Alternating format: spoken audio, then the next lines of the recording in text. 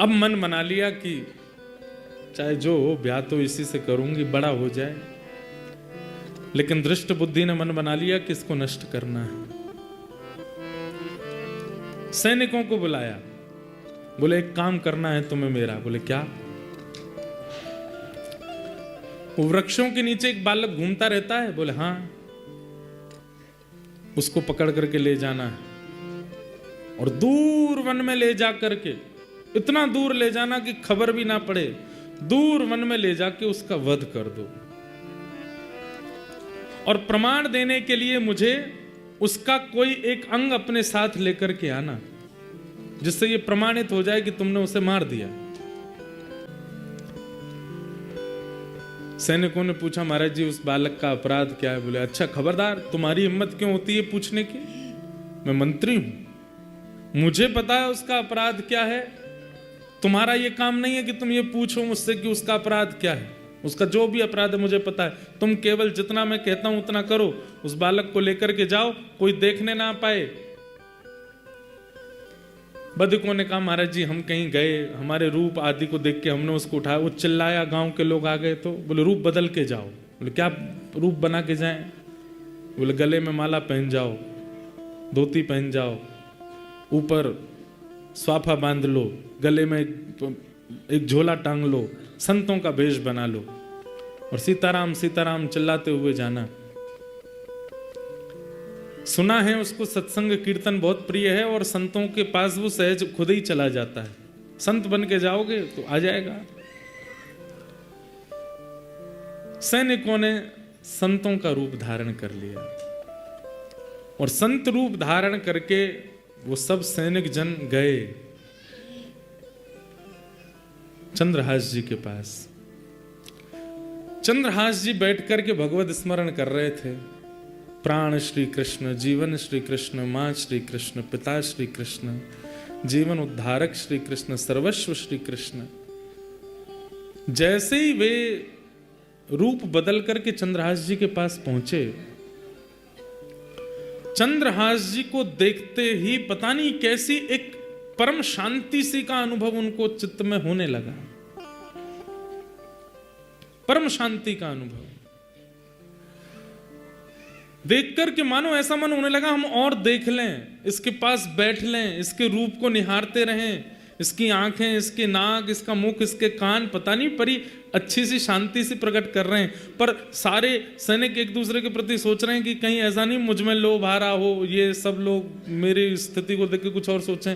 पर वास्तव में सबके चित्त में एक साथ लोभ आ रहा था उसको देखने का। एक सैनिक दूसरे से बोला सुनो मैं तो इस पर मोहित हो रहा हूं, इसको मारने में मैं तुम्हारा साथ नहीं दूंगा, मैं यहीं रुक जाऊंगा, तुम इसको आगे ले जाना। तो दूसरा बोला मेरी भी यही हालत हो रही है। तीसरे को बोलते हैं ये ले जाएगा। तीसरे को बोले सुनो तुमसे पहले तो मैं ही लट्टू हुआ जा रहा हूं इस पर। कहने का अभिप्राय जिसके चित्त में ठाकुर जी होते हैं ना, उसको देख करके दुर्जन के भी चित्त में कहीं ना कहीं सहज सरलता आती। ये सब प्रमाण है बंधुओं हमारे भजन का। हमारे अंदर अगर भजन है, ठाकुर जी हैं, तो हमारी उपस्थिति अगर 4 लोगों के चित्त को परिवर्तित नहीं कर रही है तो इसका मतलब है कि भजन नहीं है, आडंबर है। एक को भी अगर परिवर्तित करती है, एक के चित्त में भी कुछ परिवर्तन लाती है, आपका रूप, आपका स्वरूप, आपकी बोली, समझो ठाकुर जी स्तब्ध हो गए।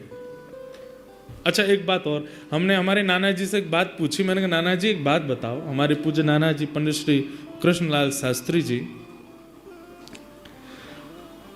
बड़े अच्छे भागवत के विद्वान और ब्रज साहित्य के विद्वान। उनसे हमने एक बार पूछा, मैंने कि नाना जी जैसे प्रहलाद जी की भक्ति देख करके सारे सैनिक भक्ति करने लगे, भजन करने लगे, हिरण्यकश्यप ने देखा उसके अंदर क्यों कुछ नहीं हुआ?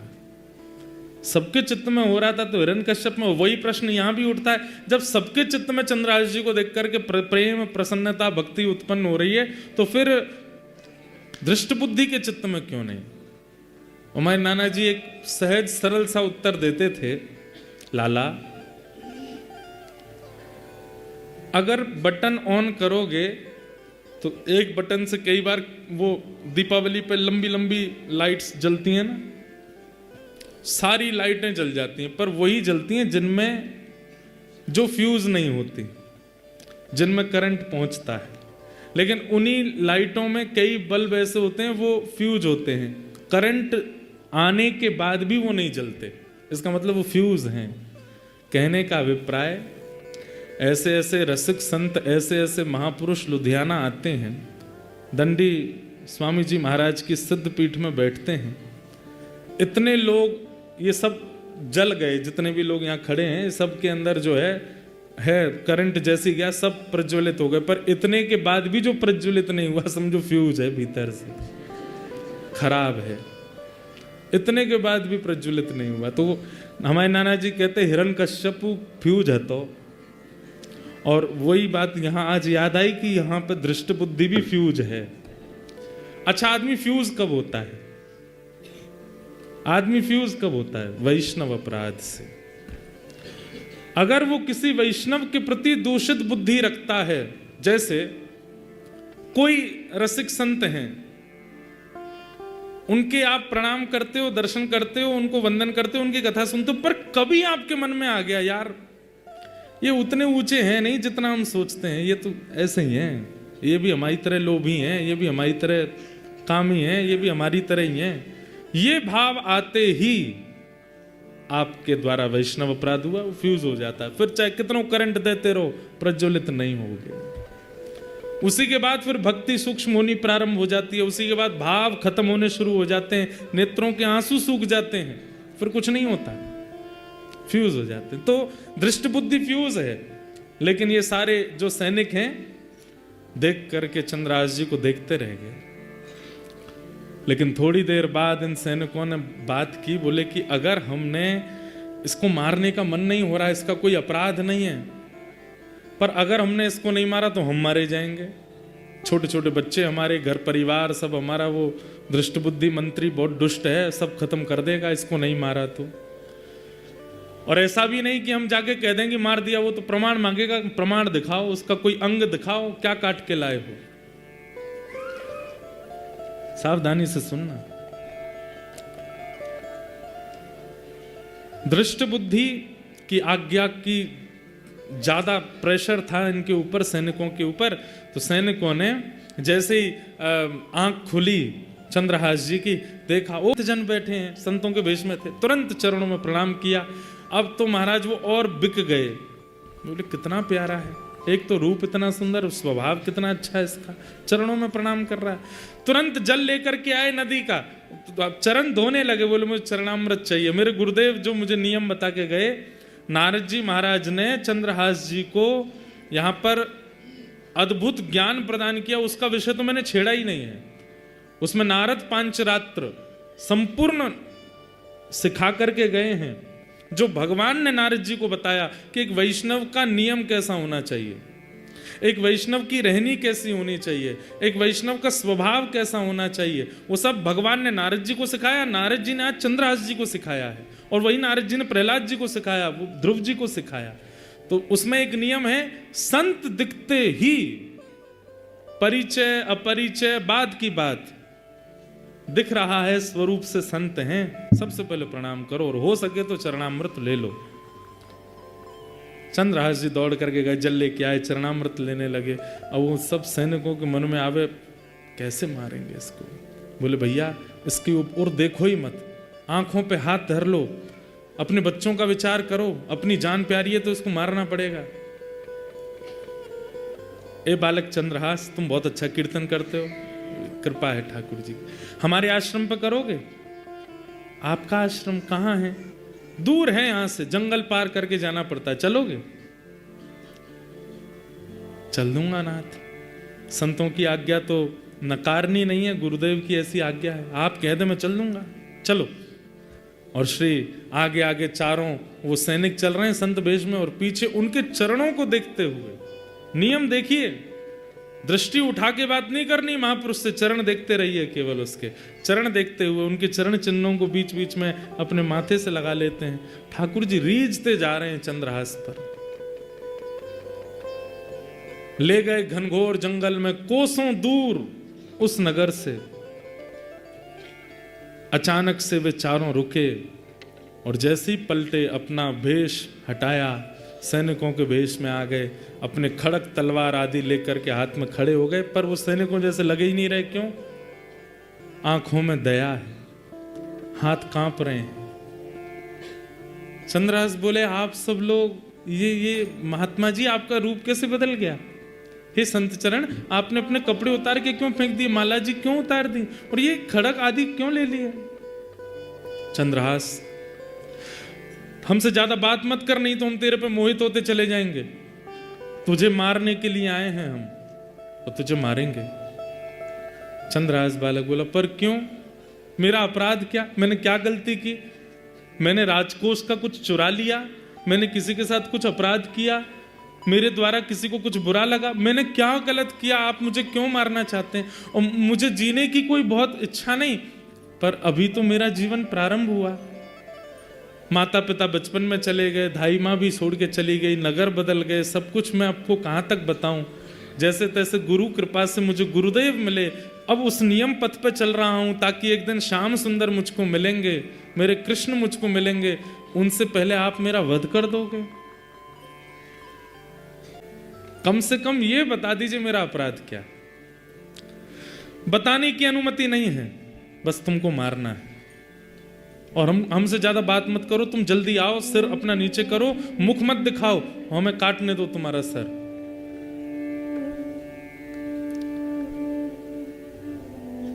चंद्रहास बालक थोड़े घबरा गए, हाथ जोड़ करके बोले, एक आज्ञा चाहिए। बोले, क्या? अंतिम इच्छा मैं अपनी पूरी कर सकता हूं। बोले, क्या अंतिम इच्छा है?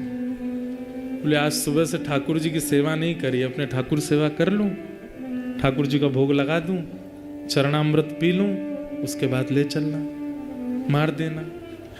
मैं कहाँ गली चौबारों में रहने वाला, मैं किससे जाके कहूं कि मुझे बचाओ? कोई है भी तो नहीं मेरा। अब मेरे पास कोई रास्ता नहीं, मरना तो मुझे है ही है, पर मैं अपना नियम तो कर लूं। ठाकुर सेवा? अब तू वापस जाएगा ठाकुर जी लेने? नहीं, ठाकुर जी मेरे कोई सिंहासन मंदिर में थोड़ी हैं। तो कहाँ है ठाकुर जी? तुरंत मुंह से ठाकुर जी निकाले, गाल में रखते थे चंद्रहास। देख करके सैनिकों के नेत्र सजल हो गए, हम कैसे मारे इसको? कितना भावुक है, कितना भक्त, मुख में ठाकुर जी लेके घूमता है।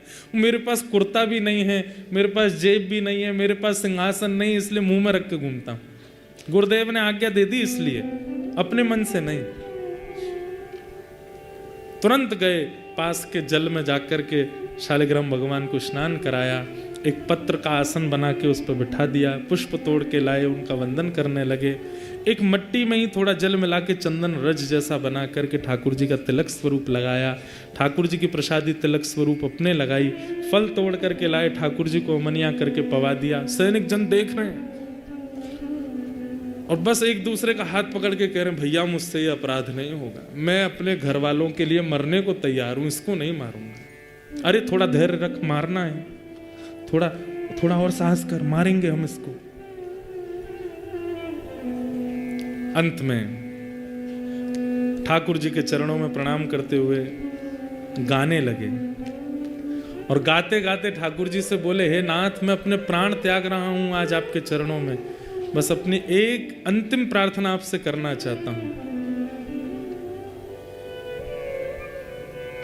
एहो विधि नाथों पे अचरा पसार मांगूं, जन्म जन्म दीजो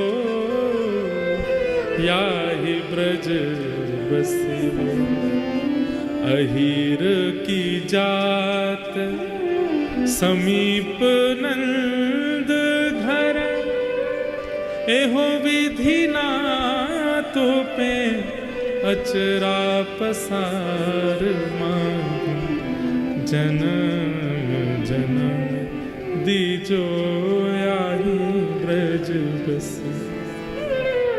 चंद्रहास जी अपनी झोली फैला करके ठाकुर जी से बोले, हे नाथ, पता नहीं इस जन्म पे तो मेरे से क्या ही अपराध हुआ कि बचपन से सब ऐसा हुआ कि मुझे समझ नहीं आता कि मैंने क्या अपराध किया। सब बिगड़ता गया, लेकिन मुझे वो बिगड़ा हुआ नहीं लगा। अच्छा, मुझे गुरुदेव नारद मिले, मुझे आप मिले, आपकी सेवा मिली, बस नाथ एक ही प्रार्थना, अगले जन्म में भी आप मिल जाना, उसके अगले जन्म में भी मिल जाना, उसके अगले जन्म, और जब जब मैं जन्म लूं आप मुझे मिलते रहना, बस मेरी यही अंतिम प्रार्थना है नाथ। और ये प्रार्थना करके ठाकुर जी के आगे सर झुकाते हुए चंद्रहास बोले, सैनिकों, हे वधिकों, अब आप मेरा सर काट सकते हैं, तुरंत काट दीजिए, मैं देखूंगा नहीं, मैं ठाकुर जी के चरणों में सर झुका के बैठा हूं, आप मेरा सर काट दीजिए। सैनिकों ने तुरंत अपने खड़ग उठाए, हाथ पांव ऐसे कांप रहे हैं उनके। आज वही खड़ग जिससे अनेकों के सर धड़ से अलग किए, आज वो इतना भारी लग रहा है कि उसको चार मिलकर के नहीं उठा पा रहे। हाथ से खड़ग छूट गया, चरणों में गिर गए, बोले कि चंद्रहास हम नहीं कर पाएंगे, पर तुम बताओ, तुम तो एक भक्त हो, हम मंत्री से कैसे बचे? वो हमें मार देगा अगर हम कोई प्रमाण लेकर के नहीं गए तो। नहीं महाराज, आप मारिए मुझे, आप अपना कार्य कीजिए, आपकी क्या गलती, आप तो मंत्री की आज्ञा मान रहे हैं। तभी एक, अब देखो ये भी ठाकुर जी की कृपा है, ठाकुर जी जो करते हैं सोच समझ के करते हैं। तभी एक सैनिक की दृष्टि पड़ी कि चंद्रहास जी के पैर में 5 नहीं 6 उंगली है। कई लोगों के एक एक्स्ट्रा अंगूठा होता है, कई लोगों के पैर में एक एक्स्ट्रा उंगली होती है, कई लोगों को, उनको कहते तो ऐसा ही है कि वो शुभ होते हैं, जिनके 6 उंगली हैं। दृष्टि पड़ी तुरंत, अरे रुको रुको रुको रुको, चंद्रहास अपने पैर दिखाओ। पैर दिखाया तो 5, एक अंगूठा, 4 उंगली, और कन्नी उंगली में 1 उंगली और थी।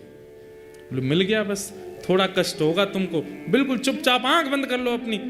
चंद्रहास जी ने आंख बंद की, करोगे क्या? बोले करो आंख बंद। आंख बंद की, वो उंगली पकड़ के उसको काट दिया, और काट करके बोले बस अब तुम भाग जाओ यहां से, दिखना नहीं, हमें प्रमाण मिल गया, हम इसको जाके दिखा देंगे कि मार दिया। उंगली लेकर के आए, छोटा बालक था, मुख लाना हमने उचित नहीं समझा, उंगली ले आए हैं, मर गया चंद्रहास। और चरणों में प्रणाम करके चंद्रहास जी को खूब रक्त निकला। उन सैनिकों ने प्रणाम किया, बोले चंद्रहास तुम भाग जाओ यहां से, अब वैसे ही तुम कोसों दूर हो और दूर चले जाओ, और जीवन में कभी अवसर मिलेगा तो फिर देखेंगे तुमको, हम सौभाग्य मानेंगे तुम दोबारा मिले तो। उंगली छोटी सी काट करके ले गए सैनिक जन, इतने नाचते हुए आ रहे थे क्यों? मारना भी नहीं पड़ा, काम भी हो गया। यहां पर दृष्ट बुद्धि मंत्री सैनिकों को देखता है, बड़े खुश लगते हो ऐसा लगता है काम हो गया। जी हुजूर, काम कर दिया हमने, प्रमाण दिखाओ। उंगली दिखाई, देख करके हंसने लगा दृष्ट बुद्धि। हाँ, संत बोलता था उससे ब्याह होगा मेरी बेटी का, संत बोलता था वो राजा बनेगा यहाँ का। ये सब संत वंत कुछ नहीं होते, इनकी बातें ऐसी रहती हैं। और अब देखो अपनी पुत्री का ऐसे कुल में ब्याह करूंगा, और देखना फिर क्या होता है। अब हो गया पत्ता साफ। और ये गालव ऋषि, इनको तो कभी बुलाना ही नहीं अपने यहाँ, कुछ भी बोल जाते हैं। मंत्री से बड़े थोड़ी होते हैं संत ऋषियों की वाणी। यहां पर चंद्रहास जी थोड़े लंगड़ा रहे हैं, पैर में चोट है, रक्त बहुत निकला। अपने शालिग्राम जी को मुख में धर के कुछ फल आदि पा लिए थे, वहीं सो गए, एक वृक्ष के नीचे सो गए ठाकुर जी का स्मरण करके। पास में एक देश था, एक नगर था, और उस नगर का नाम था चंदनावती नगर राज्य। और उस नगर का राजा था, उसका नाम था कुलिंद राजा, उसकी पत्नी का नाम था मेधावती। तो ज्योतिषियों ने बताया, बोले आपका वंश तो आगे नहीं बढ़ेगा, तो फिर कुलिंद नगर का राज्य का राजा कौन होगा? तो उन्होंने देखा, बोले कि महाराज आपको एक यज्ञ करना पड़ेगा, और उस यज्ञ की पूर्णाहुति कलश लेकर के आपको जंगल में एक सरोवर है, वहां जाना पड़ेगा, वहां स्नान करना पड़ेगा। जब आप वहां से लौट करके आ रहे होंगे तब आपको एक बालक मिलेगा। वही बालक आप गोद लेंगे और वही बालक कुलिंद देश का राजा बनेगा। ठाकुर जी जैसी स्क्रिप्ट राइटिंग कोई नहीं कर सकता भैया। ऐसी सुंदर डायरेक्टर हो तो ठाकुर जी जैसे। हम सबकी स्क्रिप्ट लिख रखी है उन्होंने, कब कहां क्या हो जाए कुछ नहीं पता है। अब सोचिए, अब कुलिंद राजा, उसने अनुष्ठान किया, अनुष्ठान करने के बाद यज्ञ विसर्जन के लिए सरोवर स्नान करने जा रहा है। सरोवर में स्नान करके जैसे ही लौटे तो कहा था सैनिकों ने कि ब्राह्मणों ने, लौटते समय बस ध्यान से देखते आना, एक बालक मिलेगा। लौटते समय जब आ रहे थे तभी दृष्टि पड़ी एक वृक्ष के नीचे चंद्रहास जी बैठे, ठाकुर जी का स्मरण कर रहे हैं। जाते ही राजा ने उनके पास बैठे बोले, पूछ तो लूं कहीं किसी का बेटा ना हो, कहीं किसी और का ना हो। मेरे को तो अनाथ बालक चाहिए जिसको मैं अपने कुल दीपक बनाऊं। ये कौन है, इसकी जानकारी तो ले लूं। पूछा कि तुम कौन हो, तुम्हारा नाम क्या है। तो कितना सुंदर शब्द है। चंद्रहास जी कहते हैं, मात पिता सब कृष्ण हैं, मात पिता सब कृष्ण हैं, है घर यह आकाश। मेरे माता पिता कृष्ण हैं और ये आकाश ही मेरा घर है। नाम हमारो सब कहें बालक चंद्रहास। माता पिता सब कृष्ण है, घर है यह आकाश। और सब चलते फिरते बोलते थे, इसलिए अपना नाम पता चला, मेरा नाम है चंद्रहास। सुन करके राजा चकित हो गए, अपनी रानी को देखने लगे। तुम्हारी माँ कौन है? बोले कृष्ण। पिता? वो भी कृष्ण। ताऊ चाचा सब कृष्ण। आकाश ही मेरा घर है, मेरा नाम चंद्रहास। मतलब अनाथ नहीं, नाथ तू अनाथ को। भगवान का नाम नाथ है, द्वारिका नाथ, जगन्नाथ, श्रीनाथ, सब जगह नाथ हैं। और नाथ का मतलब क्या होता है? रक्षक, स्वामी।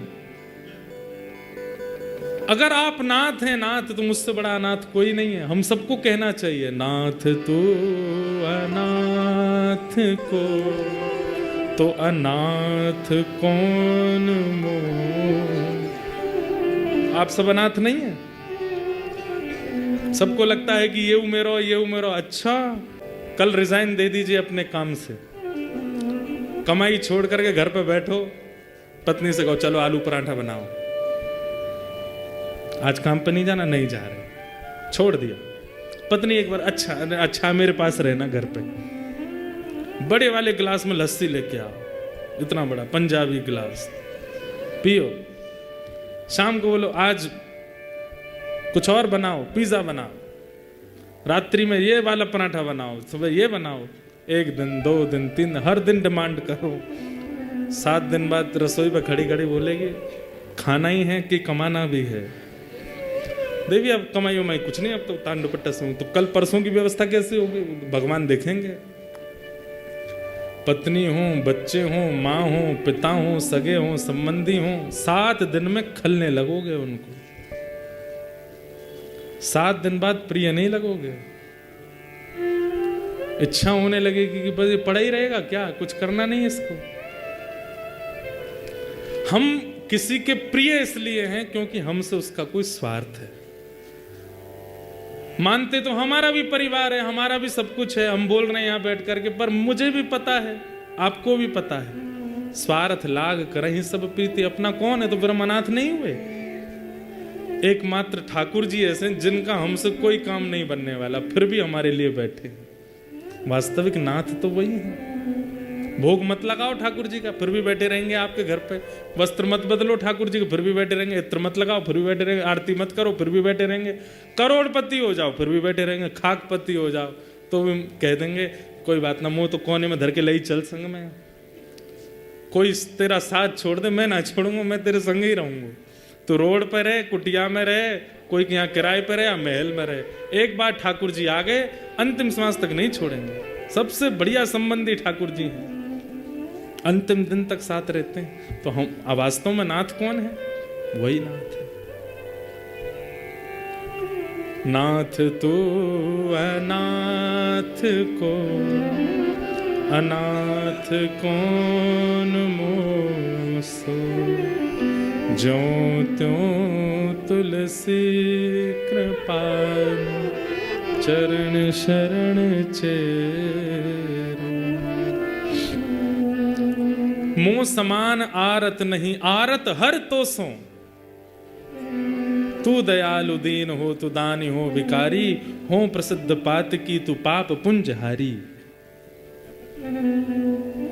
ठाकुर जी कितना कहाँ क्या किसका सोच के बैठे हैं, कुछ नहीं पता है। चंद्रहास जी महाराज को पिताजी मिल गए, माताजी मिल गए, लेकिन देखिए कितनी अद्भुतता। मैं तो चरित्र सुन के इतना आनंदित हुआ हूं, पढ़ करके इतना सुख मिला कि आपको सुनाने में मुझे बहुत प्रसन्नता हो रही है। चंद्रहास जी से आज्ञा ले रहे हैं राजा रानी, देखो हमारे कोई संतान नहीं है, हम पास के चंदनावती देश के राजा हैं, और हमको एक ब्राह्मणों ने कहा था कि हमको एक बालक मिलेगा मार्ग में, अनाथ बालक, उसको हम अपना बालक बना, उसी को हम अपनी राज्य का राजा बनाएंगे, उसी को अपना उत्तराधिकारी बनाएंगे। तुम हमारे पुत्र बन सकते हो, हम दोनों को अपने माता पिता रूप में स्वीकार करोगे?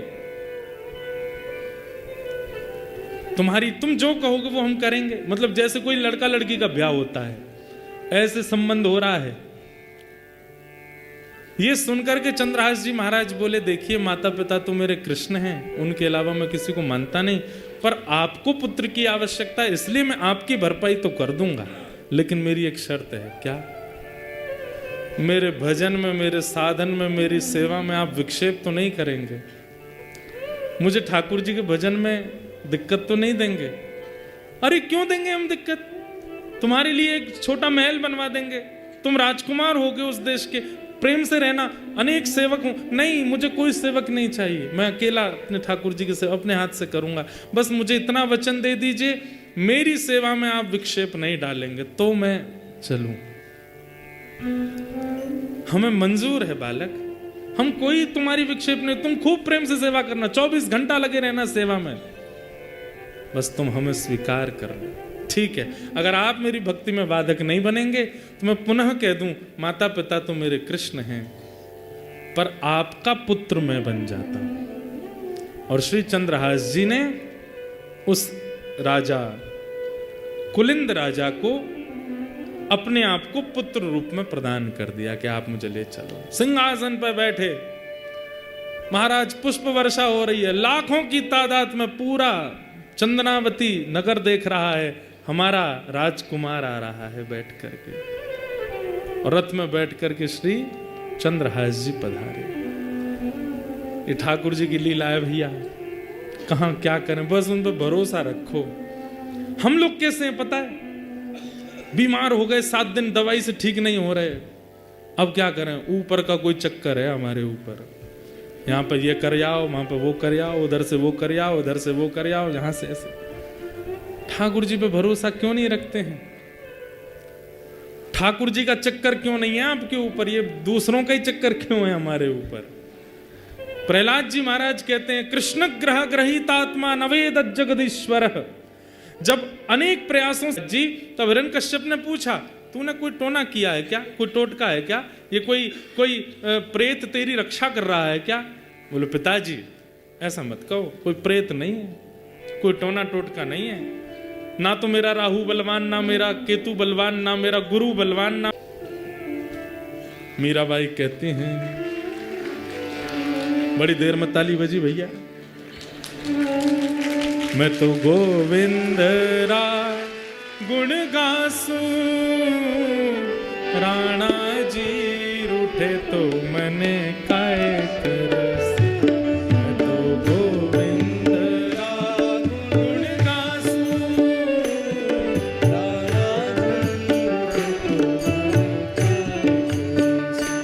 मीराबाई को सब बोलते हैं तू भजन छोड़ दे, तेरे कुल परिवार के सब लोग तुझे इतना टोकते हैं, रोकते हैं, मारते हैं, क्या क्या करते हैं, विष पिलाते हैं, फिर भी तू हरि गोविंद का गुण गाती है। अरे वो राजा रूठ जाएगा तेरे से, राणा रूठ जाएगा, किसी दिन रात्रि में कुछ कर देगा, तेरा गला सर से धड़ से अलग हो जाएगा। मीराबाई कहती हैं एक राजा रूठे उसके लिए मैं अपना हरि नाम छोड़ दूं, और कहीं वो विश्व जगत का राजा रूठ गया तो, कहीं वो त्रिलोकीनाथ रूठ गया तो मैं क्या करूंगी। एक राजा के रूठने की मुझे चिंता नहीं, बस वो नहीं रूठना चाहिए। रूठे चाहे राजा वासे कछु न काजा, एक तू ही महाराजा और कौन पास जाएंगे। रूठे चाहे भाई वासे कछु न भलाई, एक तू ही है सहाई और कौन को सराएंगे। रूठे चाहे शत्रु और मित्र आठों याम, एक तेरे चरणन के नेह को निभाएंगे। जग सारा झूठा एक तू ही है अनूठा, रूठ जाए चाहे सारा जग पर तू ना रूठा चाहिए। आप मत रूठो नाथ, मीराबाई गा रही है। ओ मैं तो गोविंद राग गुण गासूं, राणा जी रूठे तो मने काय करसी, गोविंद राग गुण गासूं, राणा जी रूठे तो मने काय करसी। हे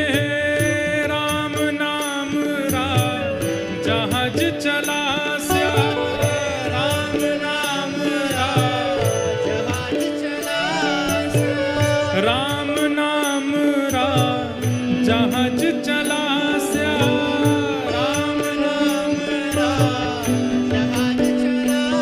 मैं तो भव सागर तर जासूं, मैं तो भव सागर तर जासूं,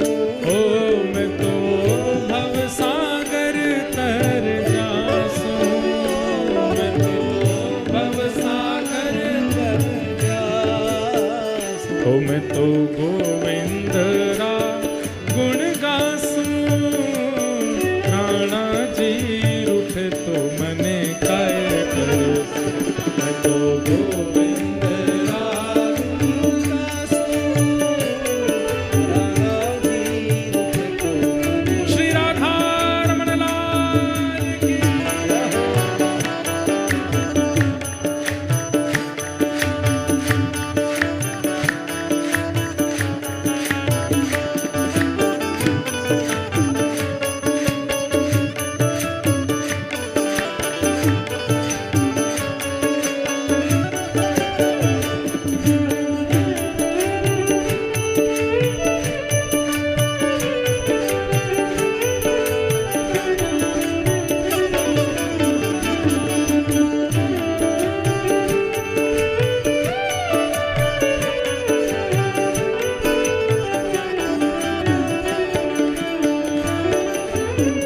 चरणामृत नेम हमारा,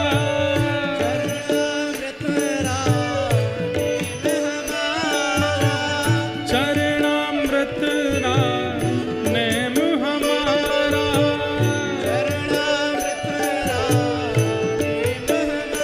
मैं तो नित उठ दर्शन पासूं, मैं तो नित उठ दर्शन पासूं, ओ मैं तो नित उठ दर्शन पासूं, मैं तो नित उठ दर्शन पासूं।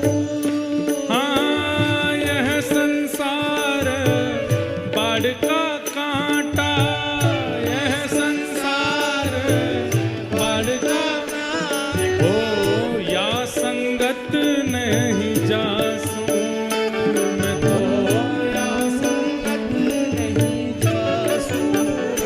हे मीरा के प्रभु गिरधर नागर, मीरा के प्रभु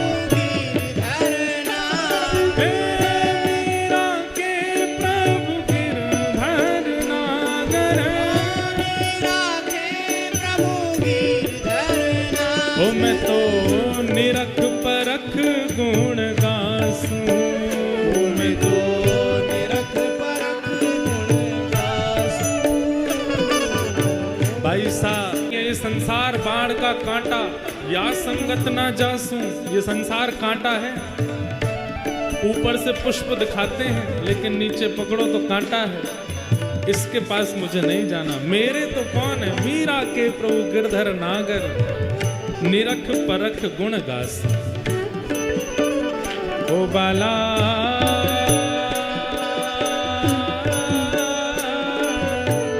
मैं बैरागन हूँगी, मैं बैरागन हूँगी, मैं बैरागन हूँगी, मैं बैरागन हूँगी। क्यों?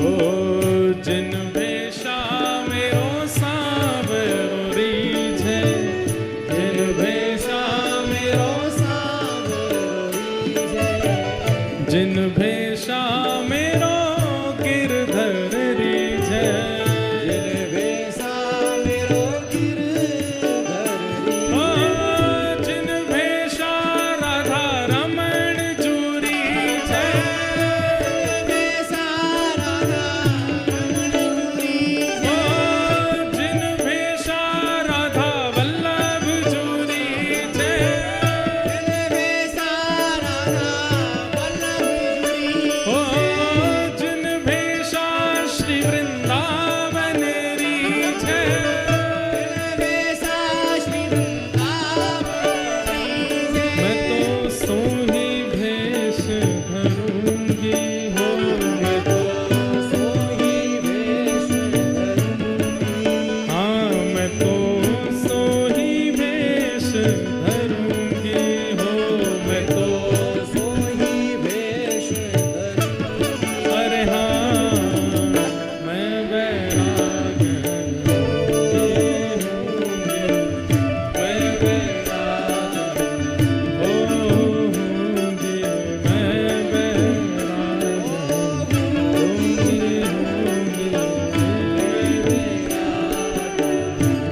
भाई सा कहते हैं, क्या कहते हैं?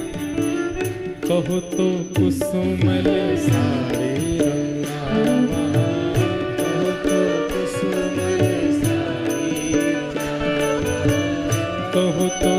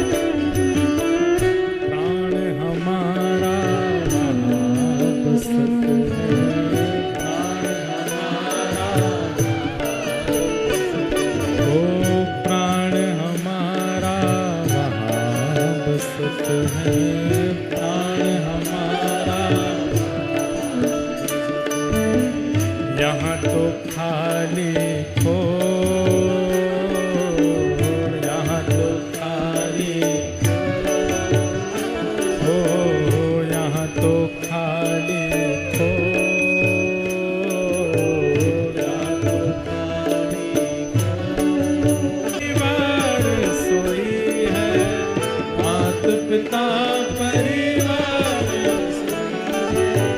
मात पिता परिवार सोई है, मात पिता परिवार ओ कहिए तिनका तो भला कहिए तिनका, हाँ भला कहिए तिनका तो, भला कहिए तिनका तो। अरे हाँ मैं बैराग होंगे होंगे, मैं बैराग होंगे, मैं बैराग होंगे होंगे, मैं बैराग ओ बाला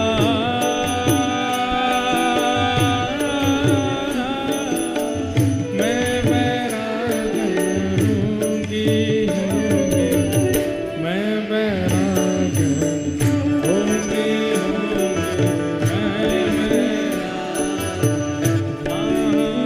होंगे, मैं बैराग होंगी होंगे, मैं बैराग होंगे, मैं बैराग होंगी होंगे, मैं बैराग। बोलो भक्त वत्सल भगवान की जय। भरोसा रखो भैया ठाकुर जी पे। ठाकुर जी ने कछु अच्छो ही विचार करके रखो है सबके जीवन के लिए। चंद्रहास जी महाराज अगर दुखी हो गए होते, ठाकुर जी ने तो बचपन से ही कष्ट दिए हैं, बचपन से ही पीड़ा दी है, तो आज एक नगर के राजकुमार भी तो बन गए। बस धैर्य रखा, ठाकुर जी की हर गतिविधि पर विश्वास है कि नहीं बढ़िया ही होगा, प्रतीक्षा करो, थोड़ा धैर्य रखो, थोड़ी प्रतीक्षा करो, कुछ अच्छा होगा। रक्त तक निकल सकता, उंगली तक कट जाएगी, प्राण तक निकलने की स्थिति आ जाएगी, पर धैर्य रखो। ठाकुर जी धैर्य परखते हैं।